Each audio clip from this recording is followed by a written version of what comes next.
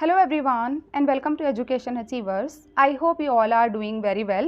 आज की इस वीडियो में हम UGC NET paper 1 higher education के कुछ बहुत ही important and most repeated questions practice करने वाले हैं। एंड जितने भी क्वेश्चंस हैं वो अलग अलग सेट UGC नेट एग्ज़ाम में पूछे जा चुके हैं, जैसे north east SET, MP SET, JK SET, इन सारे ही एग्ज़ाम्स में पूछे जा चुके हैं। तो सारे क्वेश्चंस प्रीवियस ईयर क्वेश्चंस होंगे और क्वेश्चंस को प्रैक्टिस करने के साथ साथ हम उसका डिटेल्ड एक्सप्लेनेशन भी देखेंगे, ताकि अगर आप लोगों ने कोई टॉपिक नहीं भी पढ़ा है तो क्वेश्चन की प्रैक्टिस के दौरान ही आपका वो टॉपिक भी साथ में कवर हो जाए। तो 50 क्वेश्चंस को हम 2 पार्ट्स में कवर करेंगे। आज की इस वीडियो में हम 25 क्वेश्चंस प्रैक्टिस करने वाले हैं एंड इसका नेक्स्ट पार्ट आएगा, उसमें भी हम 25 क्वेश्चंस प्रैक्टिस करेंगे। तो इस तरीके से 2 पार्ट्स में हम 50 क्वेश्चंस को कवर करने वाले हैं। एंड आज की वीडियो आप लोगों को थोड़ी सी भी हेल्पफुल लगती है, आपको एक्सप्लेनेशन थोड़ा सा भी हेल्पफुल लगता है, तो चैनल को ज़रूर सब्सक्राइब कर देना, क्योंकि आपके सब्सक्राइब करने से ही मुझे भी मोटिवेशन मिलेगी कि इस तरह की और भी आगे वीडियोस मैं आप लोगों के लिए ला सकूं और आपको नोटिफिकेशन टाइम पर पहुंच जाए तो बेल आइकॉन भी ज़रूर प्रेस कर देना। तो चलिए स्टार्ट करते हैं आज के फर्स्ट क्वेश्चन से। So the first question is NEAT and MHRD scheme aims at. NEAT जो कि MHRD के द्वारा लॉन्च की गई एक न्यूली लॉन्च्ड स्कीम है, उसका एम क्या है? Better learning outcomes in higher education, facilitating medical entrance examination, better financial resource management, या फिर प्रमोटिंग स्वच्छ कैंपसेस अंडर स्वच्छ भारत अभियान। तो नीट को देखकर आपको कंफ्यूज नहीं होना है कि ये नीट मेडिकल एंट्रेंस वाला नीट नहीं है। जो मेडिकल एंट्रेंस वाला नीट होता है उसको हम कहते हैं NEET, जिसकी फुल फॉर्म क्या होती है? National eligibility cum entrance test. तो ये जो नीट होता है वो मेडिकल एंट्रेंस से जुड़ा हुआ होता है, लेकिन यहाँ पर क्या लिखा हुआ है? NEAT। तो मेडिकल एंट्रेंस वाला जो ऑप्शन है वो कट हो जाएगा। फाइनेंशियल रिसोर्स की यहाँ पर कोई बात नहीं हो रही है, और उसके साथ ही जो स्वच्छ भारत अभियान है उससे भी इसका कोई लेना देना नहीं है। जो नीट है जिसकी फुल फॉर्म है national educational alliance for technology, इसका जो एम है वो है better learning outcomes in higher education. Higher education की फील्ड में AI का यूज़ करना, ताकि एजुकेशन को ज़्यादा पर्सनलाइज्ड किया जा सके, ज़्यादा एजुकेशन की नीड, ज़्यादा लर्नर्स की नीड के अकॉर्डिंग एजुकेशन प्रोवाइड की जा सके, इसलिए लाया गया था नीट। तो यहाँ पर करेक्ट आंसर क्या हो जाएगा? Option number 1। नीट का जो ऑब्जेक्टिव है वो है better learning outcomes in higher education. अब नीट से रिलेटेड आपके जो क्वेश्चन पूछे गए थे अभी तक, वो पूछे गए हैं कि नीट की फुल फॉर्म क्या है, इसको इम्प्लीमेंट किसके द्वारा किया गया, इसका एम क्या है, ठीक है? या फिर एक चीज़ आपसे पूछी जा सकती है कि पब्लिक प्राइवेट पार्टनरशिप मॉडल जो है वो किससे जुड़ा हुआ है। तो इस स्लाइड में आपको ज़्यादातर क्वेश्चंस के आंसर मिल जाएंगे। सबसे पहला कि जो national educational alliance for technology यानी जो नीट स्कीम है वो किसके द्वारा लॉन्च की गई? तो वो MHRD गवर्नमेंट ऑफ इंडिया के द्वारा लॉन्च की गई। इसका जो ऑब्जेक्टिव था वो क्या था? Better learning outcomes in higher education. Full form अगर आपसे पूछी जाती है तो क्या होगी? National educational alliance for technology. Implement किसके द्वारा किया गया? ये AICTE के द्वारा। AICTE की फुल फॉर्म भी पूछी गई है आपसे, all India council for technical education. और AICTE आया कब था ये भी आपसे पूछा जा चुका है, तो ये आया था 1945 में। सारे इंपॉर्टेंट पॉइंट्स हैं। This scheme aims to use AI यानी artificial intelligence to make learning more personalised and customised as per the requirements of the student. इस स्कीम को लाने का जो मकसद है वो है आर्टिफिशियल इंटेलिजेंस का यूज़ करना। किस लिए? ताकि लर्निंग को ज़्यादा पर्सनलाइज्ड बनाया जा सके, ज़्यादा कस्टमाइज्ड बनाया जा सके। किसके अकॉर्डिंग? स्टूडेंट की नीड्स एंड उनकी रिक्वायरमेंट्स के अकॉर्डिंग। क्योंकि आजकल हर फील्ड में आर्टिफिशियल इंटेलिजेंस का यूज़ हो रहा है, तो टीचिंग एंड लर्निंग को ही हम उससे दूर क्यों रखें? तो ये सोचकर गवर्नमेंट ऑफ इंडिया के द्वारा ये स्कीम लाई गई थी।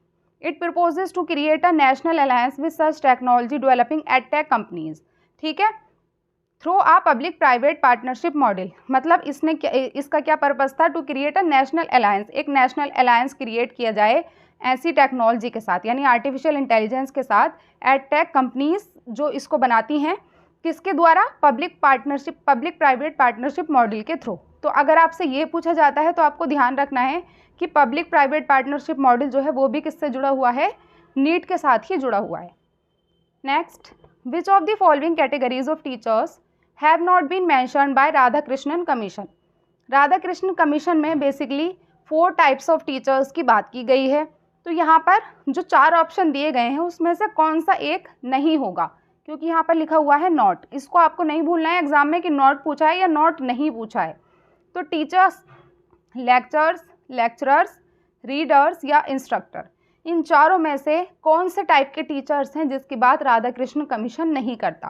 तो इसका सही आंसर हो जाएगा टीचर्स, क्योंकि राधाकृष्ण कमीशन ने कितने टाइप के टीचर्स की बात की है? 4 टाइप्स ऑफ टीचर्स की बात की है, जिसमें एक आते हैं प्रोफेसर्स, एक आते हैं रीडर्स, एक आते हैं लेक्चरर्स एंड एक आते हैं इंस्ट्रक्टर। तो यहाँ पर टीचर्स नहीं होगा, लेक्चरर्स भी होगा, रीडर्स भी होगा और इंस्ट्रक्टर भी होगा। नॉट पूछा गया था, तो आंसर हो जाएगा option number 1 teachers.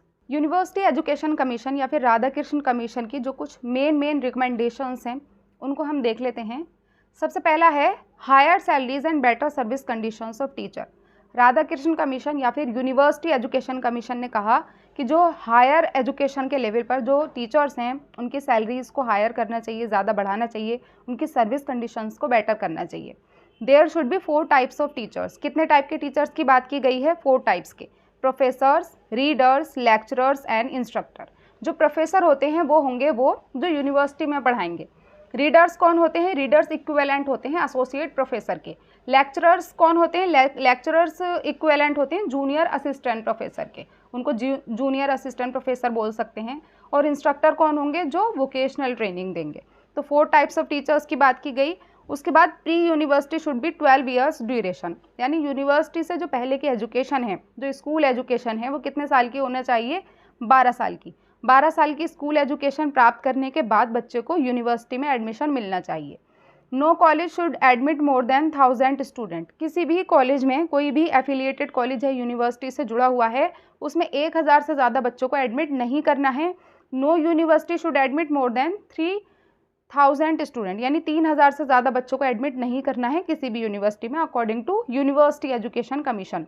Working days 180 days से कम नहीं होने चाहिए, और जिसमें कि एग्जामिनेशन डेज जो हैं वो इंक्लूडेड नहीं है। एग्जामिनेशन डेज को छोड़कर 180 दिन से कम का वर्किंग डेज नहीं होना चाहिए किसी भी यूनिवर्सिटी में।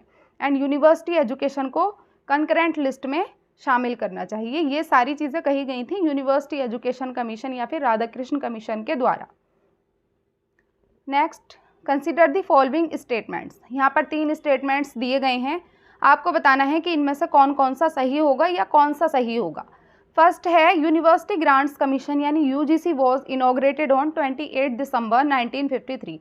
यूजीसी जो आया था, जो इसका इनॉग्रेशन किया गया था, वो 28 दिसंबर 1953 में किया गया था। सेकंड स्टेटमेंट कहता है UGC is a constitutional body, कि यूजीसी एक कॉन्स्टिट्यूशनल बॉडी है। और थर्ड स्टेटमेंट कहता है UGC has decentralised its operations by setting up 6 regional centres. तो क्या यूजीसी यानी यूनिवर्सिटी ग्रांट्स कमीशन का इनॉग्रेशन 28 दिसंबर को हुआ था? करेक्ट, सही बात है। थर्ड वाला जो स्टेटमेंट है कि यूजीसी के 6 रीजनल सेंटर्स हैं, ये भी सही बात है। यूजीसी के 6 रीजनल सेंटर्स हैं, जिसको ट्रिक हो सकती है याद करने की, KGB2HP। इसको आप अपने पास लिख लेना, क्योंकि एनसीटी के रीजनल सेंटर्स भी पूछे जा सकते हैं आपसे, और यूजीसी के जो रीजनल सेंटर्स हैं वो भी आपसे पूछे जा सकते हैं। तो इनको भी आप लोगों को अच्छे से ध्यान रखना है। के मतलब कोलकाता, जी मतलब गुवाहाटी, बी मतलब भोपाल एंड B2 है तो दूसरा जो दूसरा बी है उसका होगा बेंगलोर, यानी भोपाल एंड बेंगलोर। और H मतलब हैदराबाद और P मतलब पुणे। तो क्या हो जाएगा इसका, कौन कौन से हो जाएंगे? कोलकाता, गुवाहाटी, भोपाल, बेंगलोर, हैदराबाद एंड पुणे। ये 6 रीजनल सेंटर्स हैं यूजीसी के। तो थर्ड वाला स्टेटमेंट भी सही हो जाएगा। जो सेकंड स्टेटमेंट है UGC is a constitutional body, ये बिल्कुल रॉन्ग है, क्योंकि UGC is a statutory body. UGC एक कॉन्स्टिट्यूशनल बॉडी नहीं है, यूजीसी एक स्टैट्यूटरी बॉडी है। तो ऑप्शन नंबर सेकंड हो जाएगा कट, ठीक है। तो ये भी कट, ये भी कट, और आंसर हो जाएगा option number 3, 1 and 3 only. Okay, I hope आपको अच्छे से समझ आ गया होगा। कितने सेंटर्स हैं? 3 रीजनल सेंटर्स हैं, और इसका इनॉग्रेशन किया गया था 28 दिसंबर 1953 में। क्वेश्चन सेम रिपीट नहीं होते हैं आपके एग्जाम में, लेकिन जो कॉन्सेप्ट है वो रिपीट होता है। आपसे पूछा जा सकता है कि इनॉग्रेशन कब हुआ था यूजीसी का, यूजीसी की फुल फॉर्म क्या है, यूजीसी स्टैट्यूटरी बॉडी है या कॉन्स्टिट्यूशनल बॉडी है, यूजीसी के कितने रीजनल सेंटर्स हैं, उनके नाम क्या क्या हैं। इस तरीके से आपसे क्वेश्चंस पूछे जा सकते हैं। Next, which of the following is not a vertical under the higher education commission of India. ये भी मोस्ट इंपॉर्टेंट क्वेश्चन है, अलग अलग सेट एग्जाम में पूछा जा चुका है, करंट भी है, तो ये आपको पता होना चाहिए। जो HECI है उसके जो 4 वर्टिकल्स हैं उसमें कौन सा नहीं आता है, क्योंकि यहाँ पर क्या पूछा गया है, नॉट। सबसे पहला है national higher education regulatory council, सही बात है, ये इसका पार्ट है। हायर एजुकेशन ग्रांट्स काउंसिल, ये ग्रांट्स देने का काम करता है, ये भी सही है। नेशनल एजुकेशनल काउंसिल या national accreditation council, national accreditation council भी होगा जो एक्रेडिटेशन देने का काम करता है, लेकिन नेशनल एजुकेशनल काउंसिल नाम का यानी NEC नाम का कोई भी वर्टिकल नहीं है HECI का। तो यहाँ पर जो करेक्ट ऑप्शन है वो हो जाएगा option number 3, national educational council HECI का वर्टिकल नहीं है। अब इसके जो 4 वर्टिकल्स हैं वो कौन कौन से हैं, क्योंकि इससे अलग अलग तरीके से क्वेश्चन पूछा गया है। तो जो HECI के 4 वर्टिकल्स हैं, सबसे पहले तो HECI की फुल फॉर्म आपको पता होनी चाहिए। बहुत से लोग इसको जो है कमीशन को कमेटी भी पढ़ लेते हैं, तो higher education committee of India नहीं होगा, higher education commission of India होगी फुल फॉर्म HECI की। ठीक है, ये एक सिंगल अम्ब्रेला बॉडी है पूरे हायर एजुकेशन सिस्टम के लिए। तो इसके जो 4 वर्टिकल्स हैं उसमें सबसे पहला है NHERC, national higher education regulatory council, जो किसके लिए यूज़ होती होगी, रेगुलेशन के लिए। ठीक है, दूसरा है जनरल एजुकेशन काउंसिल, जिसको हम शॉर्ट में कहते हैं GEC, ये किस लिए यूज़ होगी, स्टैंडर्ड सेट करने के लिए, किसके, हायर एजुकेशन के। Third one is HEGC, higher education grants council, ये क्या करेगी, फंड प्रोवाइड करेगी हायर एजुकेशनल इंस्टीट्यूट को। और fourth one is national accreditation council यानी कि NAC, जो पहले NAAC NAC था ना, ठीक है, उसको अब चेंज करके NAC कर दिया गया है। ये क्या करेगी, ये एक्रेडिटेशन प्रोवाइड करेगी हायर एजुकेशन इंस्टीट्यूट को। तो इनके काम से रिलेटेड भी क्वेश्चन पूछे जा सकते हैं कि NHERC किस लिए आएगी या क्यों यूज़ होगी, GEC का क्या काम होगा। मैचिंग से रिलेटेड भी क्वेश्चन पूछे जा सकते हैं, स्टेटमेंट वाइज क्वेश्चन भी पूछे जा सकते हैं। तो आपको फुल फॉर्म को भी ध्यान रखना है और ये भी ध्यान रखना है 4 वर्टिकल्स कौन कौन से हैं और उन 4 वर्टिकल्स के काम कौन कौन से हैं और HECI की फुल फॉर्म क्या है। ये सारी चीज़ें हैं जो HECI से रिलेटेड आपको अच्छे से पता होनी ज़रूरी है। नेक्स्ट क्वेश्चन, समग्र शिक्षा अभियान is a scheme for school education which extends from. समग्र शिक्षा अभियान स्कूली शिक्षा के लिए एक योजना है जिसका विस्तार है, इसका विस्तार कहाँ से कहाँ तक है, यानी समग्र शिक्षा अभियान किस क्लास से किस क्लास तक है। प्री नर्सरी से 12वीं कक्षा तक, क्लास 1 से 10th तक, क्लास 1 से 12th तक, या फिर क्लास 1 से क्लास 7 तक। तो समग्र शिक्षा अभियान का जो विस्तार है वो है प्री नर्सरी से क्लास 12th तक। तो यहाँ पर करेक्ट आंसर हो जाएगा ऑप्शन नंबर 1। अब समग्र शिक्षा अभियान से रिलेटेड कुछ इंपॉर्टेंट पॉइंट्स हैं, उनको आपको जानना ज़रूरी है। सबसे पहला तो ये कि समग्र शिक्षा अभियान में और कौन कौन से अभियान शामिल हैं, उसके अलावा समग्र शिक्षा अभियान आया कब, ये सारी चीज़ें भी आपको जाननी ज़रूरी हैं। तो समग्र शिक्षा अभियान एक स्कीम है जो इंटीग्रेटेड स्कीम है स्कूल एजुकेशन के लिए। ये सेंट्रली स्पॉन्सर्ड स्कीम है जो कब आई थी, 2018-19 में आई थी। तो ये आपको ध्यान रखना है। इसका एम था एंश्योर करना inclusive and equitable quality education at all levels of school education. उसके बाद एक जो इम्पॉर्टेंट क्वेश्चन हर बार घुमा घुमा कर आपसे पूछा गया है कि समग्र शिक्षा अभियान में और कौन कौन से अभियान शामिल हैं। तो समग्र शिक्षा अभियान में 3 अभियान शामिल हैं, इंक्लूडेड हैं। सबसे पहला है सर्व शिक्षा अभियान, जिसको हम SSA के नाम से जानते हैं। दूसरा है रमसा यानी राष्ट्रीय माध्यमिक शिक्षा अभियान, और तीसरा है टीचर एजुकेशन। तो समग्र शिक्षा अभियान में कितने अभियान इंक्लूडेड हैं, 3, SSA, RMSA and last one teacher education. ये भी बहुत बार आपसे एग्जाम में पूछा गया है, ये टीचिंग एप्टीट्यूड में भी आपसे पूछा जा सकता है, इसीलिए आप लोग इसको भी ध्यान रखना। कवरेज की अगर बात करें तो प्री स्कूल से क्लास 12th तक का जो है इसका विस्तार रखा गया है। ये सारे पॉइंट्स आपको अच्छे से अपने पास नोट कर लेने हैं। Next question, the greatness of a nation is to be measured not by its material power and wealth but by the intercultural relationship of its people. किसी राष्ट्र की महानता उसकी भौतिक शक्ति और धन से नहीं बल्कि उसके लोगों के अंतर सांस्कृतिक संबंधों से मापी जानी चाहिए। ऐसा किसने कहा? स्वामी विवेकानंद ने कहा, RN टैगोर ने कहा, गांधी जी ने कहा, या फिर राधा कृष्णन ने कहा। तो आप कैसे ध्यान रखोगे इसको? राधा कृष्ण यानी कि वो राधा जो थी, राधा कृष्ण जो थे वो बहुत महान थे। तो ऐसे आप लोग ध्यान रखना कि ग्रेटनेस कि सबसे ज़्यादा महान कौन थे? राधा कृष्ण। तो यहाँ पर ग्रेटनेस लिख रहा है ना, तो इस चीज़ से आप लोग कनेक्ट करके याद रख सकते हो कि ये जो स्टेटमेंट है वो किसके द्वारा दिया गया था? राधा कृष्ण के द्वारा। Option number 4 will be the correct answer. Next question, consider the following statements about समग्र शिक्षा अभियान। समग्र शिक्षा अभियान से रिलेटेड ही ये क्वेश्चन दोबारा से पूछा गया है। It has been launched by ministry of human resource development, ये MHRD के द्वारा लॉन्च की गई स्कीम है। इन एनकैप्सुलेट्स एलिमेंट्स ऑफ दी सर्व शिक्षा अभियान एंड राष्ट्रीय माध्यमिक शिक्षा अभियान। ये अभी हमने समझा कि इसमें सर्व शिक्षा अभियान भी आता है और रमसा भी आता है, यानी कि राष्ट्रीय माध्यमिक शिक्षा अभियान भी आता है। इट डजेंट ले फोकस ऑन टीचर एजुकेशन। आपको बताना है इन तीनों में से कौन कौन सा या फिर कौन सा स्टेटमेंट सही होगा। तो सबसे पहली चीज़, ये स्टेटमेंट बिल्कुल सही है कि MHRD के द्वारा इस स्कीम को लॉन्च किया गया था, सही हो जाएगा। दूसरा, सर्व शिक्षा अभियान और राष्ट्रीय माध्यमिक शिक्षा अभियान दोनों ही समग्र शिक्षा अभियान का पार्ट हैं, ये भी हो जाएगा सही। तीसरा जो स्टेटमेंट है, इट डजेंट ले फोकस ऑन टीचर एजुकेशन। अभी हमने समझा था कि समग्र शिक्षा अभियान में एक तो आता है SSA यानी सर्व शिक्षा अभियान, एक आता है रमसा राष्ट्रीय माध्यमिक शिक्षा अभियान, और एक आता है टीचर एजुकेशन। तो जब समग्र शिक्षा अभियान में टीचर एजुकेशन पहले से इंक्लूडेड है तो ये स्टेटमेंट तो बिल्कुल गलत हो जाता है कि ये शिक्षक शिक्षा पर ध्यान केंद्रित नहीं करता है। तो थर्ड वाला गलत हो जाएगा। और यहाँ पर देखो इनकरेक्ट पूछा गया है, ये चीज़ आप ध्यान रखना कि करेक्ट पूछा गया है या इनकरेक्ट पूछा गया है। तो यहाँ पर इनकरेक्ट पूछा गया है और थर्ड वाला हो जाएगा incorrect.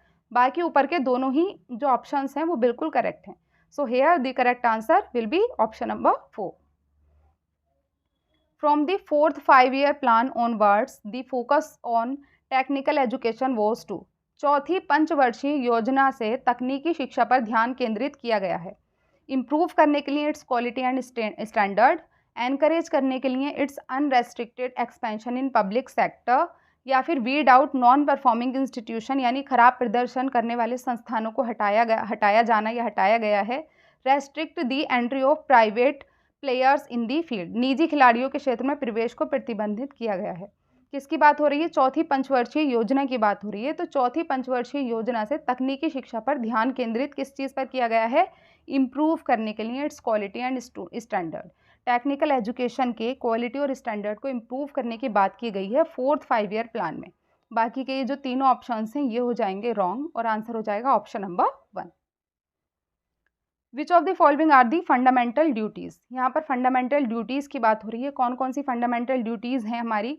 To respect the national flag, to protect and improve the natural environment, for a parent to provide opportunities for education to his or her child, to protect monuments and places of national importance.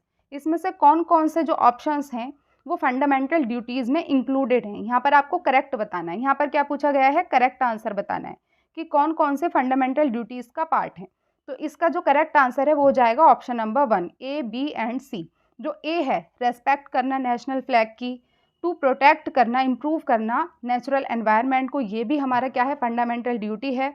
उसके साथ ही जो तीसरा वाला option है कि एक माता पिता के लिए अपने बच्चे को शिक्षा के अवसर प्रदान करना, ये भी किसका पार्ट है? फंडामेंटल ड्यूटीज़ का पार्ट है। लेकिन राष्ट्रीय महत्व के स्मारकों और स्थानों की रक्षा करना ये हमारी फंडामेंटल ड्यूटी का पार्ट नहीं है। तो यहाँ पर सिर्फ और सिर्फ डी ऑप्शन जो है वो फंडामेंटल ड्यूटी में इंक्लूडेड नहीं है। बाकी के A, B एंड C ये तीनों ही फंडामेंटल ड्यूटी का पार्ट है, इसलिए यहाँ पर करेक्ट आंसर हो जाएगा ऑप्शन नंबर 1। अब जो फंडामेंटल ड्यूटीज़ हैं उनको भी आप लोग एक बार देख लीजिए। हमारी टोटल 11 फंडामेंटल ड्यूटीज़ हैं। हिंदी में भी आप लोग अच्छे से पढ़ सकते हो। संविधान का पालन करना, राष्ट्रीय ध्वज और राष्ट्रीय गान का सम्मान करना, स्वतंत्रता संग्राम के आदर्शों का पालन करना। इसका आप स्क्रीनशॉट ले सकते हो। आगे भी फंडामेंटल ड्यूटीज़ से अगर कोई क्वेश्चन पूछा जा सकता है तो फिर आप लोग यहाँ से उसको अच्छे से कवर कर सकते हो। The grounds on which discrimination in admission to educational institution is constitutionally prohibited are, यानी इनमें से कौन कौन से आधार ऐसे हैं जिसके बेस पर अगर आप एडमिशन लेने में भेदभाव करते हो, बच्चों का एडमिशन लेने में अगर आप डिस्क्रिमिनेशन करते हो तो वो पूरी तरीके से संवैधानिक रूप से गलत है, ये प्रोहिबिटेड है। Regional, sex, place of birth या फिर नेशनलिटी। तो अगर आप धर्म के बेस पर, सेक्स या लिंग के बेस पर, जन्म स्थान के बेस पर, इन तीनों में से किसी भी बेस पर बच्चे का एडमिशन लेने में भेदभाव करते हो तो वो पूरी तरीके से कॉन्स्टिट्यूशनली प्रोहिबिटेड है, पूरी तरीके से निषेध है हमारे कॉन्स्टिट्यूशन में। तो यहाँ पर जो A, B, C है वो बिल्कुल करेक्ट हो जाएगा और आंसर हो जाएगा option number 2, A, B and C only. Next, the committee for the evolution of the new education policy recommended that no university in India should have more than कितने affiliated college, यानी कि नई शिक्षा नीति के विकास के लिए समिति ने सिफारिश की कि भारत में किसी भी विश्वविद्यालय में कितने से ज़्यादा संबद्ध कॉलेज नहीं होने चाहिए। नई जो एजुकेशन पॉलिसी है NEP 2020, उसके अकॉर्डिंग किसी भी यूनिवर्सिटी से जो एफिलिएटेड कॉलेजेस हैं उनकी संख्या किससे ज़्यादा नहीं होनी चाहिए। तो इसका जो करेक्ट आंसर है वो है ऑप्शन नंबर 4। 300 से ज़्यादा एफिलिएटेड कॉलेज नहीं होने चाहिए किसी भी यूनिवर्सिटी के, ऐसा कहा गया है NEP 2020 में। विच of the following statements is not correct about the university grants commission. UGC के बारे में हम अभी क्वेश्चन प्रैक्टिस कर चुके हैं, अब ये फिर से थोड़ा मॉडिफाई करके इसको दिया गया है। UGC के बारे में आपको बताना है इनमें से कौन सा स्टेटमेंट करेक्ट नहीं है। देखो यहाँ पर नॉट करेक्ट पूछा गया है, तो ये आप लोग ध्यान रखना। It was established in 1956 by an act of parliament. ये 1956 में इस्टेब्लिश किया गया था UGC। It is tasked with promoting and coordinating higher education. सही बात है, UGC हायर एजुकेशन से ही रिलेटेड है। It receives plan and non plan funds from the central government. ये सेंट्रल गवर्नमेंट से जो फंड है वो क्या करता है, रिसीव करता है। It receives funds from state governments in respect of state university, यानी स्टेट यूनिवर्सिटी के रेस्पेक्ट में इसको फंड मिलता है स्टेट गवर्नमेंट से, और सेंट्रल यूनिवर्सिटी के पर्सपेक्टिव से इसको फंड मिलता है सेंट्रल गवर्नमेंट से। क्या ऐसा होता है? तो ये बात बिल्कुल गलत हो जाएगी, क्योंकि जो UGC है उसको जो फंड मिलता है वो मिलता है सिर्फ और सिर्फ सेंट्रल गवर्नमेंट से। उसको किसी भी स्टेट यूनिवर्सिटी के लिए स्टेट गवर्नमेंट से कोई भी फंड नहीं मिलता है। तो यहाँ पर फर्स्ट ऑप्शन भी सही है। 1956 में एक्ट ऑफ पार्लियामेंट के तहत इसको इस्टेब्लिश किया गया था।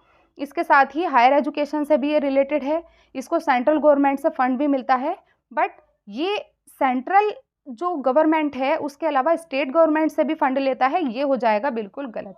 Option number 4 will be the correct answer, क्योंकि ये इसमें गलत दिया गया है। अगला देखते हैं, given below are 2 statements. Statement 1 कहता है Kothari commission recommended a national system of education based on of a structure of 10+2+3। Kothari आयोग ने 10+2+3 की संरचना पर आधारित एक राष्ट्रीय शिक्षा प्रणाली की सिफारिश की। दूसरा स्टेटमेंट कहता है जो नेशनल नॉलेज कमीशन है, राष्ट्रीय ज्ञान आयोग, उसका गठन जून 2005 में तत्कालीन यानी उस टाइम के जो प्रधानमंत्री थे डॉक्टर मनमोहन सिंह, उनके द्वारा किया गया था। तो देखो जो 10+2+3 का जो स्ट्रक्चर है वो सबसे पहले कोठारी कमीशन के द्वारा ही दिया गया था। उसके बाद उसको कंटिन्यू रखने की बात किसमें की गई थी? NEP 1968 में। तो 1968 में भी इसको कंटिन्यू करने की बात की गई थी, और दिया किसके द्वारा गया था? कोठारी कमीशन में दिया गया था। और जो दूसरा स्टेटमेंट है नेशनल नॉलेज कमीशन से रिलेटेड, ये भी जून 2005 में आया था, और डॉक्टर मनमोहन सिंह उस टाइम पर थे प्राइम मिनिस्टर। तो यहाँ पर both statement 1 and statement 2 are correct हो जाएगा, बिल्कुल correct answer. Option number 1 will be the correct answer. Kothari commission के बारे में सबसे पहला कि कोठारी कमीशन का दूसरा नाम है इंडियन एजुकेशन कमीशन, और इसके जो चेयरमैन थे DS कोठारी। तो आपको पूरा नाम याद रखना है, दौलत सिंह कोठारी, जिनके नाम पर इसको कोठारी कमीशन कहा जाता है। वो एक एजुकेशनलिस्ट थे, साइंटिस्ट थे, और कोठारी के अलावा 12 और थे मेंबर्स इस कमीशन में जिन्होंने इसको तैयार किया। It was set up to examine all aspects of educational sectors in India during 1964-66। कब आया था कोठारी कमीशन? 1964-66 के दौरान, और इसने जितने भी एस्पेक्ट थे एजुकेशनल सेक्टर्स के इंडिया में 1964-66 के दौरान, उन सबको क्या किया था? एग्जामिन किया था। तो बहुत इंपॉर्टेंट कमीशन था कोठारी कमीशन, जिसको एंड रिपोर्ट के नाम से भी जाना जाता है, एजुकेशन एंड नेशनल रिपोर्ट के नाम से, education and national development report के नाम से भी जाना जाता है। विच of the following model is used for development of content for MOOCs on स्वयं। यहाँ पर आपसे पूछा गया है कि स्वयं पर मूक के लिए सामग्री के विकास के लिए निम्नलिखित में से किस मॉडल का उपयोग किया जाता है। आपसे ये क्वेश्चन यहाँ पर पूछा गया है कि स्वयं में कितने क्वाड्रेंट अप्रोच फॉलो की जाती है। ये हम स्वयं वाली क्लास में अच्छे से डिस्कस कर चुके हैं। स्वयं मूक एंड स्वयं प्रभा को हम डिटेल्ड में अच्छे से कवर कर चुके हैं। तो स्वयं में 4 क्वाड्रेंट अप्रोच फॉलो होती है, 2 क्वाड्रेंट, फ्लिप्ड क्लासरूम या फिर ब्लूम टैक्सोनॉमी। अच्छे से हम लोग डिस्कस कर चुके हैं कि स्वयं में जो अप्रोच फॉलो होती है वो होती है 4 क्वाड्रेंट अप्रोच, जिसमें आपको वीडियो लेक्चर्स मिलते हैं, कंटेंट मिलता है, डिस्कशन के लिए भी आपको एक फोरम दिया जाता है। इसके अलावा आप क्विज़ की हेल्प से खुद को एसेस कर सकते हो, सेल्फ असेसमेंट कर सकते हो। तो यहाँ पर कितने क्वाड्रेंट अप्रोच फॉलो की जाती है स्वयं में? 4 क्वाड्रेंट अप्रोच। इस 4 क्वाड्रेंट अप्रोच में कौन कौन सी चीज़ें आती हैं? सबसे पहला, आपको वीडियो लेक्चर्स प्रोवाइड किए जाते हैं, जिसमें वो लाइव भी हो सकते हैं और रिकॉर्डेड भी हो सकते हैं। इसको हम कहते हैं ट्यूटोरियल। दूसरा होता है आपको रीडिंग मटेरियल प्रोवाइड किया जाता है, ऑनलाइन PDF नोट्स प्रोवाइड किए जाते हैं जिसको हम कहते हैं ई कंटेंट। तीसरा होता है सेल्फ असेसमेंट। इसको आपको सीक्वेंस से याद रखने की ज़रूरत नहीं है, बस आपको पता होना चाहिए कि 4 क्वाड्रेंट में क्या क्या आता है। टेस्ट एंड क्विज़ेस के हेल्प से आप खुद को एसेस कर सकते हो। एंड एक होता है आपके डाउट क्लियर करने के लिए डिस्कशन फोरम, जहाँ पर आपके जो भी डाउट्स हैं वो आप रख सकते हो और उनको क्लियर कर सकते हो डिस्कशन फोरम की हेल्प से। तो ये 4 क्वाड्रेंट अप्रोच फॉलो की जाती है स्वयं में। स्वयं के बारे में भी आपको डिटेल में पता होना ज़रूरी है, क्योंकि स्वयं से भी अलग अलग तरीके से काफ़ी सारे क्वेश्चंस पूछे जाते हैं। आपको जो मैंने प्लेलिस्ट बनाई है वहाँ पर स्वयं का लिंक मिल जाएगा। अब ये नया जो क्वेश्चन है वो मैचिंग से रिलेटेड है। इधर दी गई हैं कमीशंस एंड कमेटी और यहाँ पर दिया गया है इनका फोकस एरिया। सबसे पहला है सैडलर कमीशन। सैडलर कमीशन के बाद आता है हर्टॉग, उसके बाद Radhakrishna commission and Yashpal commission. तो सबसे पहली चीज़ मैं आपको कीवर्ड बताऊंगी कि देखो जहाँ पर भी हर्टॉग कमीशन की बात आएगी, हर्टॉग या हर्टॉग कमीशन, वहाँ पर आपको ध्यान रखना कि हर्टॉग मतलब हर तरीके से इम्प्रूवमेंट की बात की गई। हर तरीके से इम्प्रूवमेंट की बात जहाँ की जाएगी वो क्या होगा, हर्टॉग कमीशन। यानी ये एक कॉम्प्रिहेंसिव रिपोर्ट थी एजुकेशन के लिए, यानी हर तरह से इम्प्रूवमेंट की बात की गई हर्टॉग कमेटी में। तो कॉम्प्रिहेंसिव जहाँ होगा, हर तरीके से इम्प्रूवमेंट की जहाँ बात की जाएगी, बहुत ज़्यादा व्यापक रूप से इसको रखा गया था, तो ये क्या हो जाएगा, बी का 3। हर्टॉग से आप लोग याद रखना कि हर तरीके से इम्प्रूवमेंट की बात की गई, ये एक कॉम्प्रिहेंसिव रिपोर्ट थी, तो बी का हो जाएगा 3। बी का 3 कहाँ पर है, देखो एक यहाँ पर है और एक यहाँ पर है। दूसरा देखते हैं सैडलर कमीशन, जहाँ पर भी कलकत्ता यूनिवर्सिटी आ जाएगा, क्योंकि कलकत्ता यूनिवर्सिटी से ही जुड़ा हुआ था सैडलर कमीशन। कलकत्ता यूनिवर्सिटी के एजुकेशन सिस्टम को इम्प्रूव करने के लिए ही आया था सैडलर कमीशन। तो ए का हो जाएगा 4। ए का 4 कहाँ पर है, यहाँ पर। ऑप्शन नंबर 4 हो जाएगा सही आंसर। बाकी के ऑप्शंस भी देख लेते हैं। राधाकृष्ण कमीशन। राधाकृष्ण कमीशन मैंने आपको अभी बताया था कि university education commission Radhakrishna commission का होता है दूसरा नाम। तो राधाकृष्ण कमीशन किससे रिलेटेड है, यूनिवर्सिटी एजुकेशन कमीशन से। और राधाकृष्ण कमीशन ही इंडिपेंडेंस के बाद सबसे पहला कमीशन था इंडिया का, ठीक है। तो Radhakrishna commission is the first commission after independence of India और इसका दूसरा नाम है यूनिवर्सिटी एजुकेशन कमीशन। उसके बाद लास्ट में बचता है यशपाल कमेटी। तो यशपाल कमेटी किससे रिलेटेड होगा, ऑप्शन नंबर 1 से। Functioning of UGC and AICTE, इससे जुड़ा हुआ है यशपाल कमेटी। तो यहाँ पर करेक्ट आंसर हो जाएगा option number 4। Which of the following coordinates, promotes end funds research activities of all social science discipline, यानी इसमें से कौन सा होगा जो सोशल साइंस डिसिप्लिन के लिए और उससे रिलेटेड रिसर्च की एक्टिविटीज़ के लिए फंड प्रोवाइड करता है। ICPR होगा, IIAS होगा, ICSSR होगा या फिर न्यूपा। तो हमेशा याद रखना SS से याद रखना, SS यानी सोशल साइंस। सोशल साइंस में भी SS आ रहा है, ठीक है, और यहाँ पर भी SS आ रहा है। तो जो ICSSR है, ICSSR के बहुत सारे सेमिनार भी आप लोगों ने अटेंड किए होंगे। तो ICSSR जिसका मुख्यालय कहाँ पर है, दिल्ली में, ये किसको प्रोवाइड करता है फंड्स, जो सोशल साइंस से रिलेटेड सब्जेक्ट होते हैं, जैसे एजुकेशन है, सोशियोलॉजी है। तो इससे रिलेटेड जो सब्जेक्ट होते हैं उनको रिसर्च के लिए फंड प्रोवाइड करने का काम कौन करता है, ICSSR। तो यहाँ पर करेक्ट आंसर हो जाएगा ऑप्शन नंबर 3। अब ICSSR, ICPR, IIAS या न्यूपा, इनकी फुल फॉर्म भी आपको पता होनी चाहिए। तो ICSSR की फुल फॉर्म है the Indian council of social science research. ICPR की फुल फॉर्म होगी Indian council of philosophical research. ये किस लिए फंड प्रोवाइड करता है, फिलोसफी के लिए, ठीक है, फिलोसफी से रिलेटेड सब्जेक्ट के लिए, फिलोसफी सब्जेक्ट के लिए। अगला है IIAS, Indian institute of advance study. और लास्ट वाला है NUEPA, the national university of educational planning and administration. इससे बहुत सारे क्वेश्चंस आप लोगों के बनते हैं। इसको पहले कहा जाता था नीपा, ठीक है, और अब क्या कहा जाता है, न्यूपा। तो ये भी आप लोग ध्यान रखना। ये किस लिए होता है यूज़, प्लानिंग के लिए एंड मैनेजमेंट एंड एडमिनिस्ट्रेशन के लिए। आगे देखते हैं।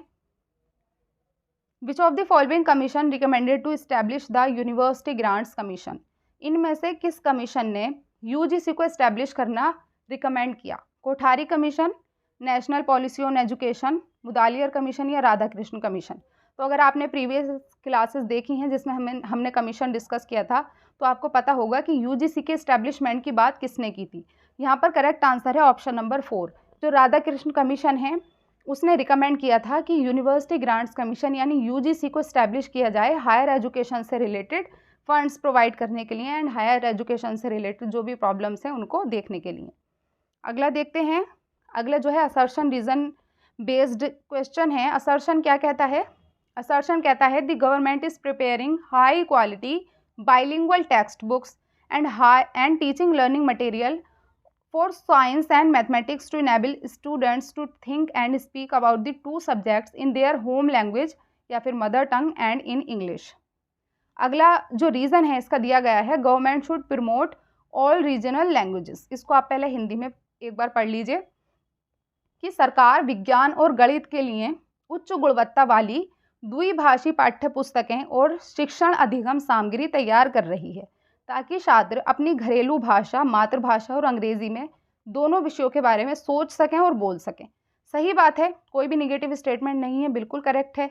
रीज़न इसका दिया गया है कि सरकार को सभी क्षेत्रीय भाषाओं को बढ़ावा देना चाहिए। तो क्या आपको ऐसा लगता है कि ये जो असर्शन दिया गया है इसका ये रीज़न हो सकता है?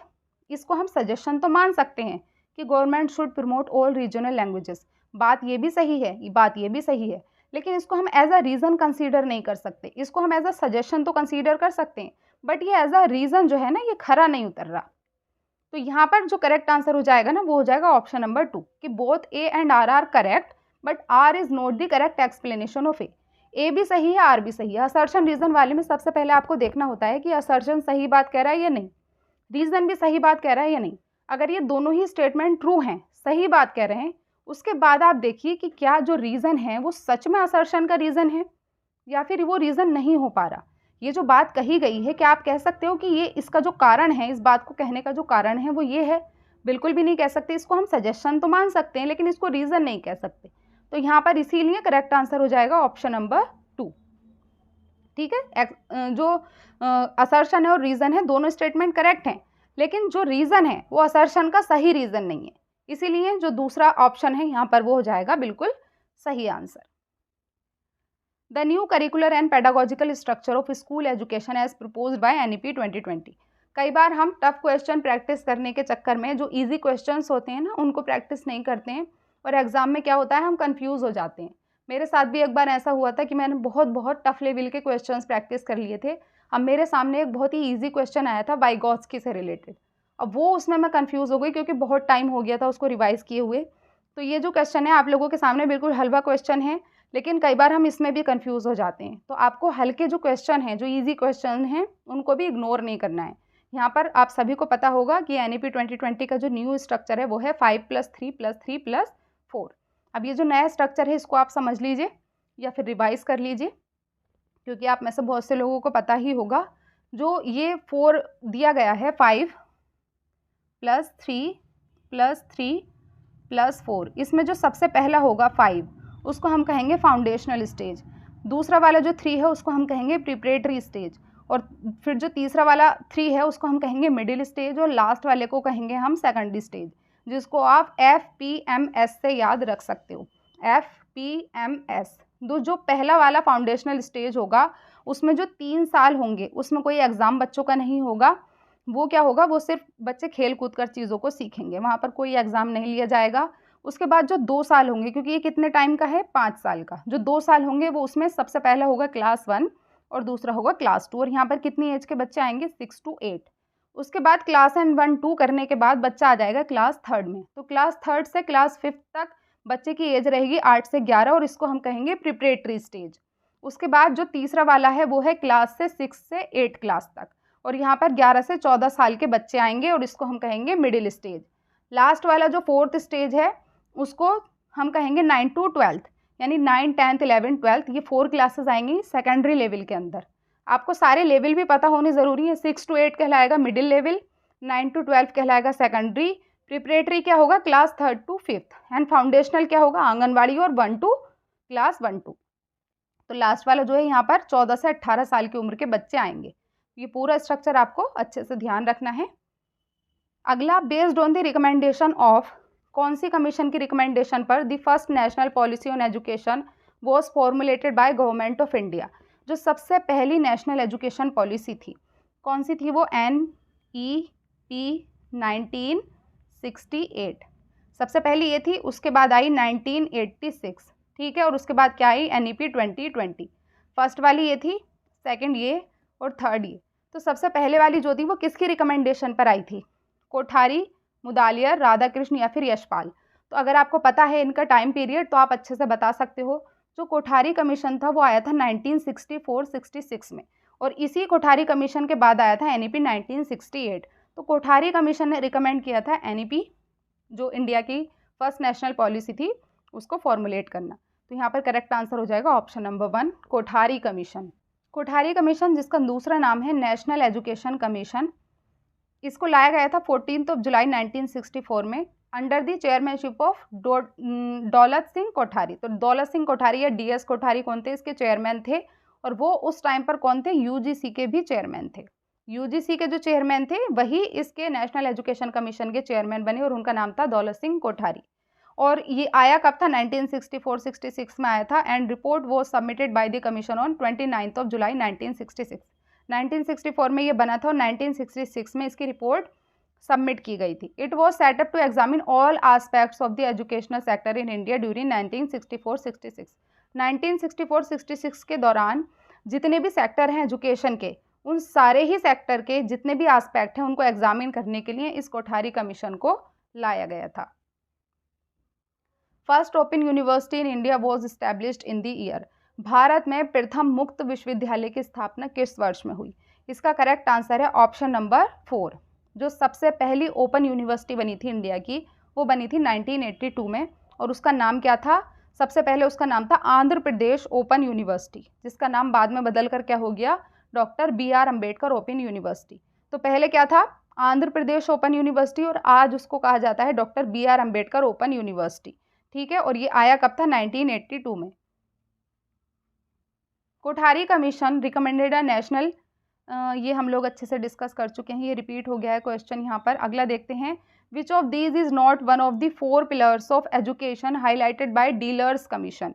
जो डीलर्स कमीशन है उसने 4 पिलर्स बताए हैं एजुकेशन के, तो उन 4 पिलर्स में से इनमें से कौन सा नहीं होगा? क्योंकि यहाँ पर नॉट पूछा गया है। Learning to be, to have, to know या फिर टू लिव टुगेदर। तो learning to be, learning to know and learning to live together, ये तीनों ही 4 पिलर्स हैं एजुकेशन के अकॉर्डिंग टू डीलर्स कमीशन। लेकिन टू हैव जो है ये यहाँ पर हो जाएगा रॉन्ग, और यहाँ पर करेक्ट आंसर हो जाएगा ऑप्शन नंबर 2, क्योंकि यहाँ पर पूछा था नॉट। अब इसके डीलर्स कमीशन के जो 4 पिलर्स हैं वो हैं, सबसे पहला है learning to know, learning to do, learning to be and learning to live together. इससे रिलेटेड भी क्वेश्चंस पूछे गए हैं। Delors commission report entitled education for the 21st century. जो डीलर्स कमीशन रिपोर्ट है उसका जो टाइटल है वो क्या है? Education for the 21st century, यानी 21वीं सदी के लिए शिक्षा, सबसे पहली चीज़। दूसरा, यूनेस्कोज इंटरनेशनल कमीशन रिपोर्ट, जो कि कब आई थी? 1966 में, popularly known as Delors commission report. तो अगर आपसे ये पूछा जाता है कि डीलर्स कमीशन रिपोर्ट जो है वो किसके द्वारा लाई गई, तो वो यूनेस्को के द्वारा लाई गई। Integrates education and training bye identifying the 4 pillars of education. इसमें कितने पिलर्स की बात की गई है? 4 पिलर्स की बात की गई है।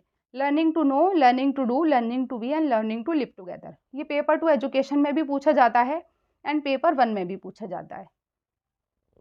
विच of the following is not a component of national education commission report? जो नेशनल नॉलेज कमीशन रिपोर्ट, तो नेशनल नॉलेज कमीशन रिपोर्ट जिसको हम शॉर्ट में कहते हैं NKC, उसके पिलर्स में से उसके कंपोनेंट में से इनमें से कौन सा कंपोनेंट नहीं होगा? Access to knowledge, knowledge concept, delivery of services या फिर बोरोइंग ऑफ एजुकेशन।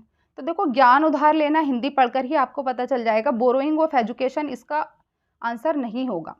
यहाँ पर क्या पूछा गया था हमसे? यहाँ पर पूछा गया था नॉट। तो यहाँ पर करेक्ट आंसर क्या हो जाएगा? Option number 4। NKC के 5 पेंटागॉन्स हैं, जिसको हम देख लेते हैं।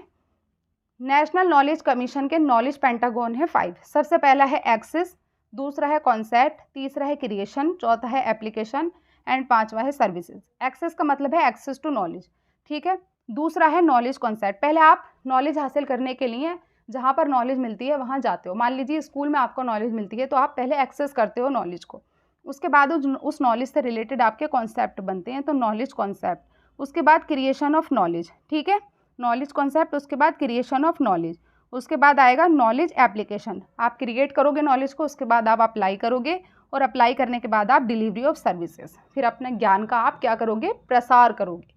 तो ये नेशनल नॉलेज कमीशन सेटअप किया गया था प्राइम मिनिस्टर मनमोहन सिंह के द्वारा, एंड ये आया कब था? 13 जून 2005 में। इट फोकस्ड ऑन की areas like education, science, technology, e governance. ये इसके फोकस एरियाज थे। एनकेसी के 5 की एरियाज हैं access, concept, creation, application and services. बहुत बार इससे क्वेश्चन पूछा गया है। तो जो नॉलेज के 5 पेंटागन हैं, इसको आप लोग अच्छे से ध्यान रखना। इनको 5 नॉलेज पेंटागन या फिर एनकेसी 5 पेंटागन के नाम से भी जाना जाता है।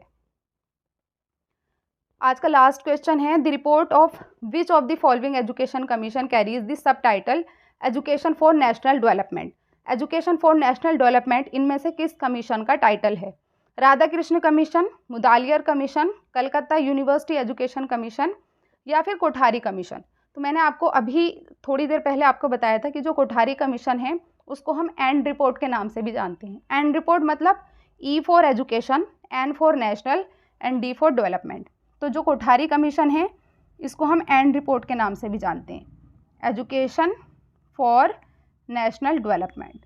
तो एंड रिपोर्ट पूछा जाए या कोठारी कमीशन पूछा जाए, किससे रिलेटेड होगा? ये कोठारी कमीशन से। तो यहाँ पर करेक्ट आंसर हो जाएगा ऑप्शन नंबर 4। ये थे आज के 25 important questions with detailed explanation. I hope कि आप लोगों को आज के सारे क्वेश्चंस अच्छे से समझ आए होंगे, सारे ही क्वेश्चंस का एक्सप्लेनेशन अच्छे से समझ आया होगा। अगर आप लोगों को आज की वीडियो थोड़ी सी भी हेल्पफुल लगी तो प्लीज़ अपने फ्रेंड्स के साथ ज़्यादा से ज़्यादा इन वीडियोज़ को शेयर करना, सब्सक्राइब करना बिल्कुल मत भूलना चैनल को, ताकि आगे आने वाली हर एक क्लास की नोटिफिकेशन आपको टाइम पर मिल सके। मिलते हैं नेक्स्ट क्लास में। Thank you so much and take care.